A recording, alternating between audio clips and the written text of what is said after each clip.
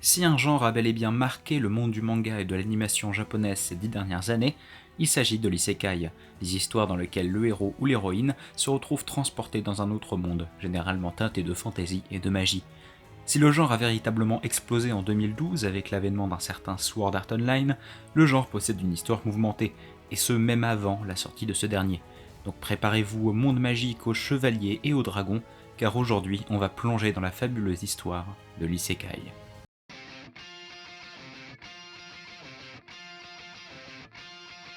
Mais avant toute chose, qu'est-ce qu'un isekai? Sa définition est simple, il s'agit d'un sous-genre de la fantasy japonaise dans laquelle un héros est transporté dans un univers parallèle. Isekai signifie littéralement autre monde en japonais. Et ce terme n'est pas réservé qu'aux mangas et animés. À la base, ce terme est littéraire et s'applique principalement aux romans de fantasy. Donc oui, contrairement à ce que l'on peut lire de temps à autre sur internet, un isekai se doit d'être fantaisiste, c'est dans sa définition. Donc des mangas comme Bleach ne font pas partie du genre, malgré les changements d'univers présents dans ce dernier. Donc, pour résumer, pour faire partie du genre isekai, une œuvre doit présenter un personnage transporté dans un monde parallèle, celui-ci répondant aux critères de la fantasy, c'est-à-dire de la magie et des créatures mythologiques comme des dragons ou des elfes. Donc au final, il s'agit d'un genre assez fermé qui doit répondre à des codes stricts et qui ne doit sa popularité qu'à l'immense succès des œuvres fantaisistes dites classiques, entre guillemets, comme les films Harry Potter ou Le Seigneur des Anneaux. Bon, maintenant qu'on a bien compris le sens de ce terme, intéressons-nous à son histoire. Si les prémices des voyages entre les mondes apparaissent déjà dans les tout premiers mythes religieux japonais liés au shintoïsme dès le 8e siècle, on ne retrouve pas encore dans ces mythes la patte fantaisiste propre aux isekai actuels, emplie de dragons et de magie. Car comme pour l'histoire du Neketsu que l'on a vu dans une autre vidéo, les premiers vrais isekai liant fantaisie et voyage entre différents mondes débutent en réalité loin des terres japonaises et plus loin encore de la culture du manga. Car le véritable tout premier isekai n'est autre qu'un certain roman écrit par Lewis Carroll en 1865, Alice au pays des merveilles. Alors, ça paraît complètement stupide dit comme ça, mais pourtant on retrouve bien dans ce classique de la littérature les codes évoqués précédemment, le monde fantaisiste et l'héroïne transportée dans celui-ci. Alors, bien entendu, à cette époque, le terme d'isekai n'existe pas, et le roman n'est considéré que comme un roman de fantaisie. 35 ans plus tard, une autre œuvre bien connue de la littérature occidentale sort en s'inspirant d'Alice. Il s'agit du Magicien d'Oz, écrit par l'imam Frank Baum en 1900. Mais quand est-ce que notre isekai finit bien par arriver au Japon alors? Eh bien j'y viens. C'est en 1975, soit 110 ans après Alice au pays des merveilles, qu'un auteur japonais du nom de Haruka Takachio va signer de sa main la toute première œuvre isekai japonaise, son roman Isekai no Yusha, littéralement héros d'un autre monde en français. Ce n'est toujours pas un manga, mais on se rapproche gentiment de la base de l'isekai que l'on connaît. Et enfin, le tout premier manga isekai de l'histoire lance sa publication en 1992 dans le shoujo comique. Car oui, le premier manga isekai de l'histoire est un shoujo, sous le nom de Fushigi Yugi. Un manga qui nous raconte l'aventure de deux jeunes filles aspirées dans un livre magique. Oui, encore un manga passé inaperçu, mais ne vous inquiétez pas, car en 1999 sort le tout premier isekai à succès mondial en animé, et vous le connaissez forcément car il s'agit de Digimon Adventure, connu chez nous sous le simple nom de Digimon.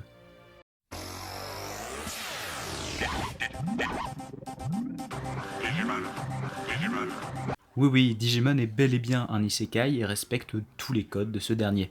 Alors, j'aurais aimé vous dire que Digimon a fait découvrir au monde entier le genre de l'isekai et l'a démocratisé dans l'industrie, mais inutile de se voiler la face, si Digimon a eu énormément de succès, c'est uniquement pour ses monstres. À l'image d'un Pokémon ou d'un Yu-Gi-Oh!, il n'était destiné qu'aux enfants et l'histoire n'était qu'un prétexte pour découvrir de nouvelles créatures.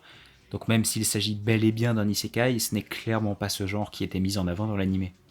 On pourrait d'ailleurs faire la même analyse dans une moindre mesure pour Mar, un shonen neketsu sorti en mai 2003 et qui n'a absolument rien à voir avec SNK, je vous vois venir, qui présente lui aussi un héros transporté dans un monde d'heroic fantasy. Mais encore une fois, comme pour Digimon ici, c'est le genre neketsu qui est bien plus mis en avant, et pas l'isekai qui, encore une fois, ne sert que de prétexte à l'histoire. L'isekai semble alors ne servir que de procédé narratif, relégué au second plan dans des histoires ne s'en servant que pour justifier un monde magique dans lequel le héros pourrait évoluer. Mais en 2002 sort enfin un vrai isekai, dans le même genre que ce qu'on s'imagine lorsqu'on entend ce mot, et qui aura plutôt un bon succès dans le monde entier. Un animé qui près de 7 ans avant Sword Art Online a été l'un des premiers à intégrer dans un isekai les codes du jeu vidéo, le tout premier animé ayant créé le fameux concept d'être bloqué dans un jeu vidéo RPG, repris plus tard par SAO. Une franchise ayant à son actif pléthore de jeux, mangas, romans et animés, Dot Hack.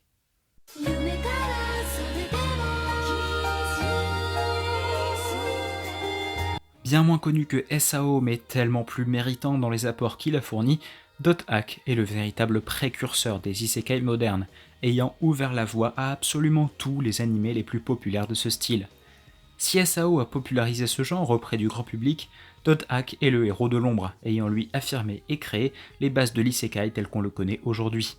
Avec près de 18 œuvres distinctes entre 2002 et 2017, Dot Hack a incontestablement marqué la culture du manga et de l'anime avec la quasi-création d'un genre à lui tout seul, rien que ça.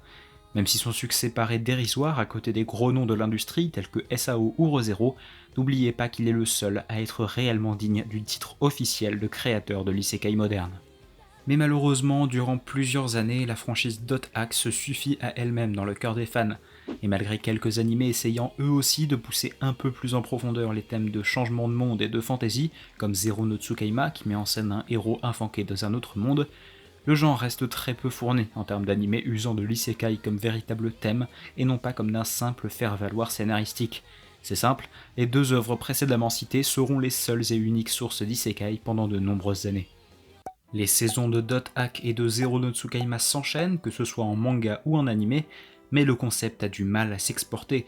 À une époque où les jeux MMORPG commençaient gentiment à se populariser dans le monde, l'isekai lui semblait patiner sur place, et cela est logique, car avec seulement 2 franchises représentatives du genre, difficile de l'exporter. Cela dit, à partir de la fin des années 2000, un nouveau produit commence à prendre de l'importance au Japon, le light novel, une sorte d'entre-deux entre le manga et le roman, visant les jeunes adultes et les adolescents, et dont Zero no Tsukaima était d'ailleurs tiré. Et en 2009, un petit light novel va faire parler de lui à sa sortie. Avec son petit succès, ce fameux light novel est récompensé d'une adaptation en animé quelques années seulement après le début de sa publication. Et nous voilà désormais en 2012. Voici venir le moment que vous attendiez tous depuis le début de cette vidéo. Le 8 juillet 2012 sort le premier épisode d'un animé tiré d'un light novel dont le nom fait désormais réagir le monde entier, Sword Art Online.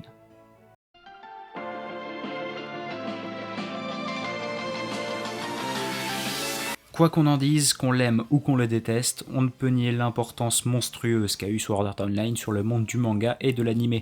Des impacts sur l'industrie et la production, en mettant en avant le studio A1 Pictures et son modèle économique sur le devant de la scène, mais aussi et surtout un impact sur la popularité de certains genres, et plus particulièrement sur celui qui nous intéresse ici, l'isekai. Comme dit précédemment, si Dot Hack a créé les codes de l'isekai moderne, SAO les a popularisés à une échelle planétaire, faisant de ce genre l'un des plus connus et appréciés dans l'industrie. Et son impact ne se limite pas qu'aux mangas, light novel ou animés, mais va bien plus loin. On peut dans une moindre mesure attribuer le succès et l'effervescence autour des casques de réalité virtuelle à SAO. De plus, l'anime a aussi popularisé le light novel dans le monde entier, phénomène qui n'était alors pratiquement connu qu'au Japon et qui est maintenant exporté dans beaucoup de pays occidentaux. Alors oui, l'anime a ses détracteurs et sa qualité n'est vraiment pas irréprochable, de ce fait beaucoup de gens l'ont critiqué à tort ou à raison, mais que les critiques soient justifiées ou pas, qu'elles soient négatives ou positives, elles ont, elles aussi, participé à la popularisation de l'anime, en amenant un certain buzz sur celui-ci. Quoi qu'il en soit, on ne peut objectivement pas nier l'importance énorme de Sword Art Online, qui s'est très clairement placé parmi les animés et mangas les plus influents de la décennie, aux côtés de SNK ou de MHA. Mais revenons à notre histoire. Nous sommes donc en 2012 et c'est l'explosion de l'isekai. L'avènement de SAO a apporté à partir de cette année précise un nombre incalculable d'animés de ce genre dans l'industrie, pour le meilleur comme pour le pire. Et je pense qu'il est grand temps de vous parler des genres de l'isekai, car oui, il existe des sous-genres spécifiques à celui-ci, et ceux-ci se divisent en 3 grandes parties, la transition, la réincarnation et l'invocation. Et ces 3 catégories permettent de faire un tri de tous les isekai. Ouais, j'ai trouvé ça tout seul, ouais. Bref, je vais vous expliquer les spécificités de ces sous-genres et quelles sont les œuvres qui les définissent le mieux selon moi.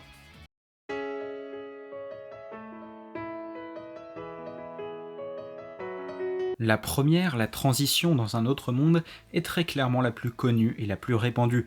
On retrouve en fait dans cette catégorie pratiquement tous les plus gros succès qui ont construit l'isekai ces dernières années.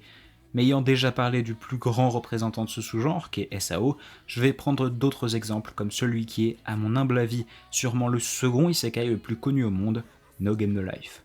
Alors, j'avais déjà parlé de cet animé sur la chaîne, et malheureusement pas du tout en bien, mais malgré les très gros problèmes que j'ai évoqués dans la vidéo précédente et que je vous mets dans la fiche en haut à droite, No Game No Life reste un animé qui a profondément marqué le genre de l'isekai. En arrivant seulement 2 ans après SAO, il est l'un des premiers, avec ce dernier, à avoir démocratisé le genre auprès de nombreuses personnes, avec notamment un concept de jeu plutôt intéressant et un aspect psychologique ayant pu attirer un nouveau public sur le genre de l'isekai. Mais au-delà de ça, il représente aussi parfaitement le concept de transition évoqué plus tôt. Ici, les héros sont transportés dans un autre monde à travers leur ordinateur, concept très souvent réutilisé dans l'isekai qui se lie de plus en plus avec les nouvelles technologies et les jeux vidéo. Concept que l'on retrouve d'ailleurs beaucoup dans d'autres animés qui s'inspirent beaucoup de ce qu'a fait SAO en termes de scénario. Overlord ou Log Horizon en sont de parfaits exemples. On retrouve dans ces deux animés très connus les mêmes ficelles scénaristiques que dans Sword Art Online, notamment le fameux bloqué dans un jeu vidéo qui permet de mettre en avant soit l'évolution du héros au fur et à mesure de l'histoire, en reprenant les codes des RPG, comme ce que fait Log Horizon ou SAO, ou au contraire montrer un héros profitant au maximum de ce monde vidéoludique pour être un personnage surpuissant dans ce nouveau monde, comme dans Overlord ou dans Arifureta. Bref, il s'agit très clairement du sous-genre de l'isekai le plus permissif, car il permet à la fois de soit baser son histoire entière sur le concept de la transition en elle-même, comme dans Gate par exemple, ou au contraire de n'utiliser cette transition que comme prétexte à l'histoire, et de presque la mettre au second plan, comme dans ReZero, une malléabilité scénaristique que l'on ne retrouve pas dans les autres genres, beaucoup plus axée sur un point qui leur est propre. Le second sous-genre est bien plus fermé que le précédent en termes d'intrigue de départ, mais peut tout de même permettre une certaine liberté scénaristique une fois les bases du monde posées. Il s'agit de la réincarnation.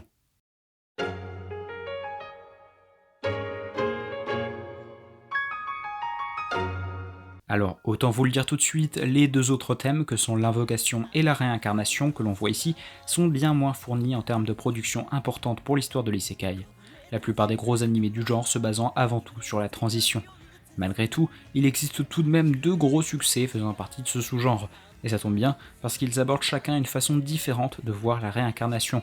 Car le gros avantage que permet le concept de réincarner le héros dans un autre corps, c'est de permettre une confrontation bien plus directe entre le nouveau monde dans lequel le héros est transporté et le monde réel. Une confrontation physique tout d'abord que l'on retrouve très bien dans celui qui est, je pense, l'animé de réincarnation le plus connu à l'heure actuelle, et qui possède au passage le pire titre de l'histoire. Oui, il est même capable de rivaliser avec Nagatoro sur ce point-là. Waouh, qu'est-ce que c'est que ce truc là? Moi quand je me réincarne en slime.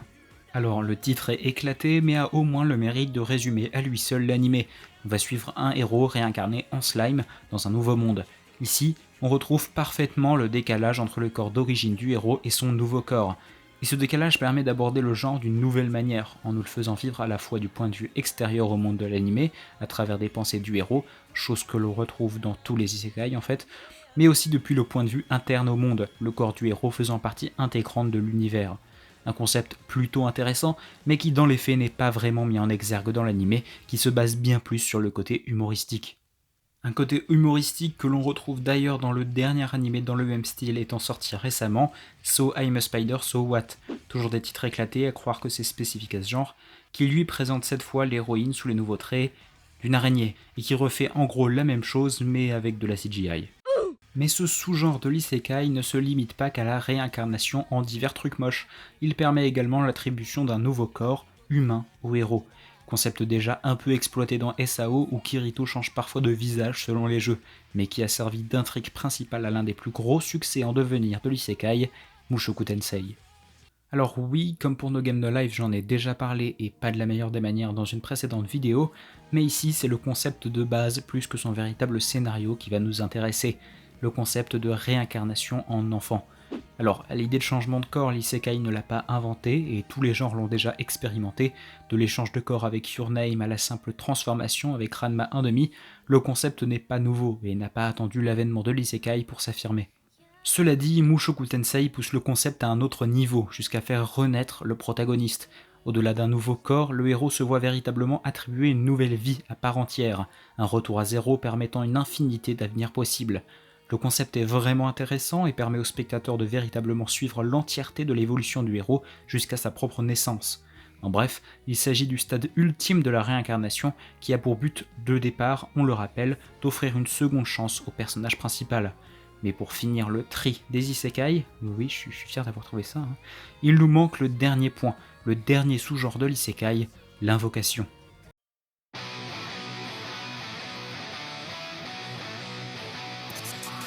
Alors la différence majeure entre l'invocation et les autres thèmes qu'on a vus précédemment, c'est qu'ici il n'existe aucun secret et aucune intrigue sur le sujet de pourquoi le héros est-il arrivé dans ce monde, car les bases sont posées dès le début. Le héros a été invoqué par un autre personnage, point final. Pas de secrets qui servent de moteur à l'histoire comme dans Re:Zero ou dans Mushoku Tensei, qui présentent chacun une sorte d'entité supérieure. Non, ici le héros est apparu dans le monde de façon légitime, si on peut le dire ainsi. Ce concept d'invocation, même s'il est récurrent dans les isekai, est tout de même assez codifié et ne permet pas énormément de liberté dans le scénario et dans l'intrigue. Le héros est toujours invoqué afin de remplir un but précis, qui ne diffère que peu selon les animés. Dans la grande majorité des cas, l'invocation a été réalisée par une personne souhaitant que le protagoniste invoqué en question là où le défende, comme dans Koshushiro, Zero no Tsukaima, ou encore How Not to Summon a Demon Lord et Oui moi aussi j'en ai marre des titres de merde. Mais un animé a réussi à légèrement bousculer les codes de l'invocation pour créer un scénario ne se basant pas sur la protection d'un personnage spécifique. Et ça tombe bien parce que cet animé n'est autre que l'animé le plus connu de ce sous-genre, The Rising of the Shield Hero. Cet animé prend à revers les codes que j'ai présentés un peu plus tôt, comme le fait qu'il n'existe pas d'intrigue sur la raison de l'arrivée du héros dans ce monde. Et bien dans The Rising of the Shield Hero, si. Car cette fois, on retrouve un peu le concept d'entité secrète ayant choisi d'amener le héros dans ce monde, concept qui était avant cela propre aux autres sous-genres de l'isekai. De plus, ici l'anime nous présente également d'autres personnages invoqués, ce qui nous permet d'avoir différents points de vue externes sur l'univers qui nous est présenté, là où dans la plupart des isekai, le héros est le seul personnage extérieur au monde fantaisiste. Mais bon, malheureusement, à part ça, il n'y a pas grand chose à dire. Le genre de l'invocation est vraiment bien plus limité que les deux précédents, et cela se ressent dans la popularité des œuvres. Rising of the Shield Hero est tout simplement le seul anime récent de ce genre ayant vraiment bien marché, là où les autres thèmes possèdent chacun plusieurs animés à grand succès. Voici donc les trois grandes catégories de l'isekai moderne. Alors bien entendu, certains animés sont un peu à part, comme Gate par exemple, mais on peut pratiquement classer tous les animés isekai dans ces différents thèmes. Alors que va devenir l'isekai à partir de maintenant ? Eh bien, à l'heure où je fais cette vidéo, ce genre reste toujours le plus productif de l'industrie, avec toujours plus d'animés de ce type chaque saison, et toujours plus de titres à rallonge éclatés. Non mais sérieusement, c'est quoi ça ? Pour le moment, la vague isekai ne semble toujours pas vouloir s'arrêter et semble partie pour encore envahir de ses œuvres les animés de saison pendant encore de nombreuses années, pour le meilleur comme pour le pire. Voilà, j'espère que cette vidéo vous a plu, elle m'a pris véritablement bien plus de temps de travail que toutes les vidéos précédentes, donc comme d'habitude n'hésitez pas à me donner vos avis dans les commentaires, à lâcher un petit pouce bleu et surtout à partager la vidéo, c'est ça qui permet de faire vivre la chaîne. En tout cas, moi je vous dis à la prochaine.